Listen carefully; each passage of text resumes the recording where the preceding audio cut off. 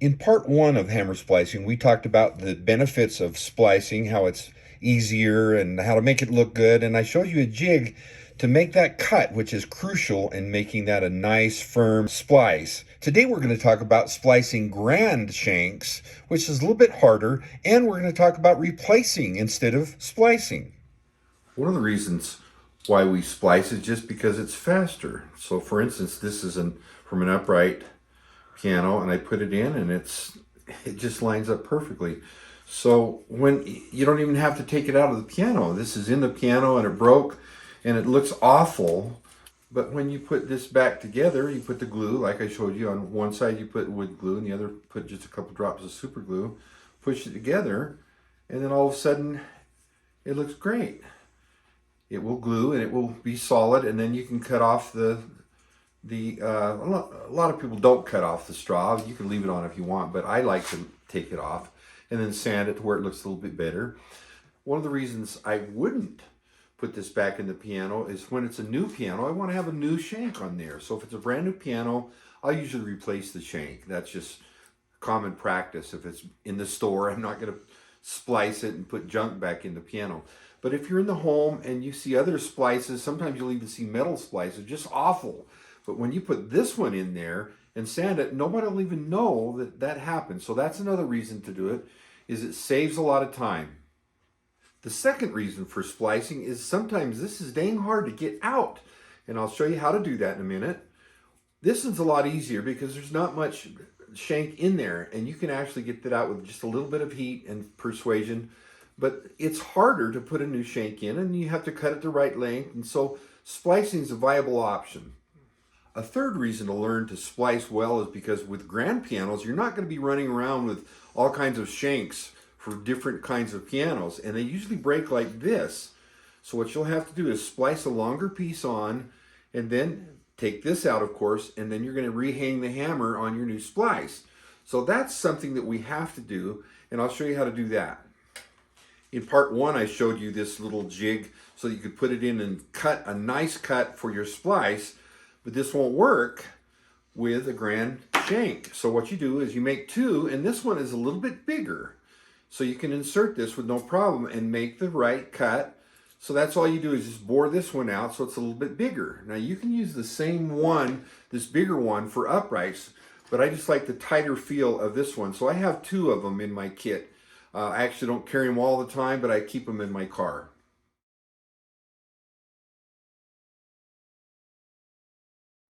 For the hammer head, just if there's any left at all, get some vice grips, put it in like this, and then what I do is I'll stick it in and get a clamp.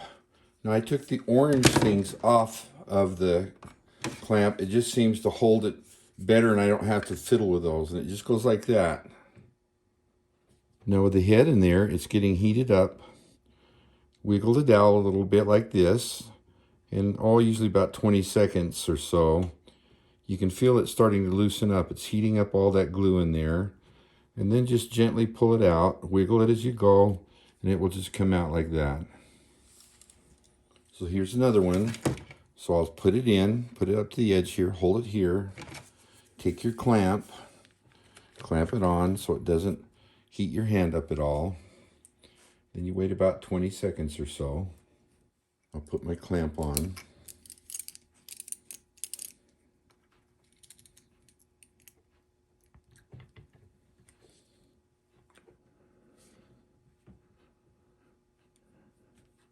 Just like that. Now for an upright flange, to pull this out, the flange is a little wider than the butt, so I want to put it below here, put it up like that. That way it's getting direct contact with the sides of the butt and not just the flange. And I'm going to put this on here this way this time, and just gently wiggle it when I think it's time.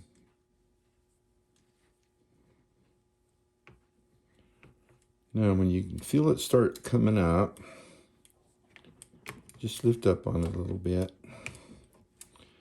Just be patient. Usually it'll come out, but they're a lot longer, you see. Now when this is broken off, let's say that's all you have, you can't hook anything onto it. So what you want to do is cut that off.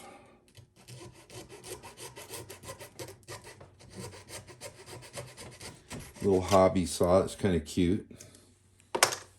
Now you can actually drill into that right there, but I'm just going to file it off a little bit more so I know right where the center of that is. Now remember, this part is for when you're in the home, you don't have your equipment, but you do have a nail. Right in the center, put a little dot there like that. It will help your drill bit enter. You can move that dot, it's not quite centered. I'm just going to push it to the left a little, and now it's pretty good. One of the tricks about doing this in the home is getting the right screw, the right drill bit to go in so you can pull it out with this next trick that we're going to show you. And this is pretty well known in the guild, and they've been doing it for years and years. What's recommended is the number 39 drill bit, which is 0.0995. So let's just call it 100 thousandths. But this is very hard to find. You have to have a whole set of these to get a number 39, and you don't want to lose that. So what we're going to experiment with is 7/64 and 3/32 of an inch, and we're going to see which one of these screws works better with which one of these more common drill bits.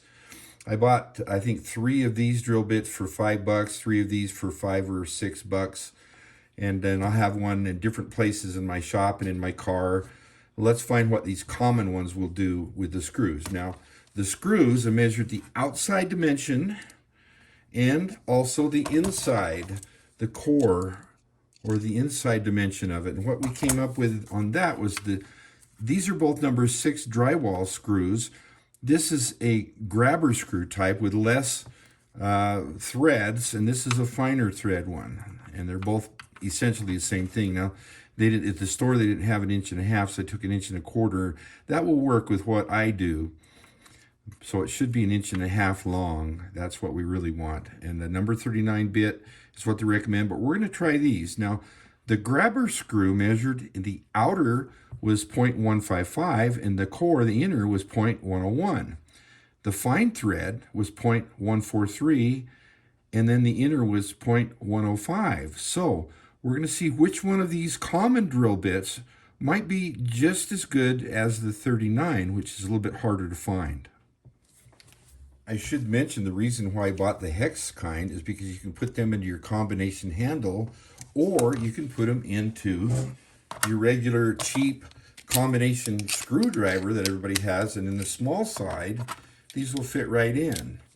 And then you can drill using that, save you a little bit of money. You don't have to bring a drill. It's a lot harder to drill it this way, but if you have a small kit, you can do it with this. It just takes a little more time, and how often you can do this anyway. So, you know, it takes you 20 or 30 turns probably to do it, but it's doable.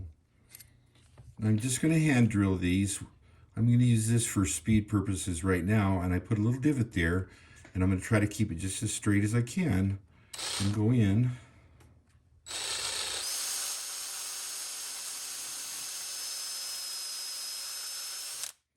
You can feel when you get to the end, oh, a little tight there, that it gives just a tiny bit. And that wasn't too hard to do, and it's pretty straight. Next, I have some wallpaper remover. I'm just going to fill it up and let it sit. The wallpaper remover is a surfactant. It just helps it penetrate a little bit better and get to the glue. And I just keep this in the shop. If you're in the field, well, they're not looking, just spit in it. The spit seems to work a little bit better than this stuff actually, but don't worry too much about what you put in there, just some kind of moisture, water, whatever. Now it's set for about 10 minutes or so, and I chose the bigger drill bit, the 7/64, and I'm going to choose the smaller screw, although the outside was 143, but the inner was a little bit bigger. So I'm going to try this one first, and what you do is just screw it in. Wallpaper remover hopefully has been doing its thing. Now, if your screw is too big, it's going to crack your butt. Hammer butt, that is. And then you're going to go all the way in. And I'm feeling this, and I'm feeling that it's going in fairly easy, and it's not cracking anything. All right, so I've got it in. Now that's the first step.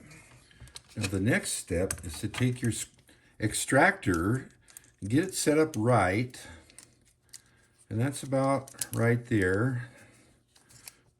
Turn it back just a little bit so that fits in. Now that's ready for me to heat up the screw. And what I'm going to do now is heat up the screw. And if I heat it up, and if it works right, you'll see just a little bit of bubbling at the base of the screw, and that's what I want to see. This lighter might not be the best one in the world, but I think it'll work. I haven't been counting, but it's been about 10 or 15 seconds. And I think I saw a little bit of bubbling going on there. So you want to put this on really quick. And then you want to just ease on this. And I'm feeling it's still a little tight. So back it off half a turn. Heat it a little bit more. Don't rush it. We want this to work every time. All right, let's see. Like I say, you want to feel it. Don't burn yourself like I just did. Now, I felt it give, so there it comes. The whole core, everything's just coming out. That's an old trick, and if you don't have the modern stuff, just a screw, the right size screw, everything worked out just right this time. So in review, what worked to pull this out was the number 6 sheetrock screw with the fine teeth, because of the size of it, the fine threads, I mean, not teeth. And then I extracted it, but I used the 7/64 drill bit, which is very common. And then I used the number 6. It should be 1.5 inches. This was 1.25 inches, so that's all I had at the store. But 1.5 inches, you carefully put it in, and then you put the wallpaper remover or spit in it before, or water or something in there, and let it soften up a little bit. Then when you heat that screw up, you should see some bubbling out of the bottom. That water is coming up. Then you extract it, but go very slowly, and you'll feel it give. And if it doesn't, heat it up a little bit more, and then do it again. And I've had good luck with this. You know, I've tried it a lot of other times with the 39, number 39, but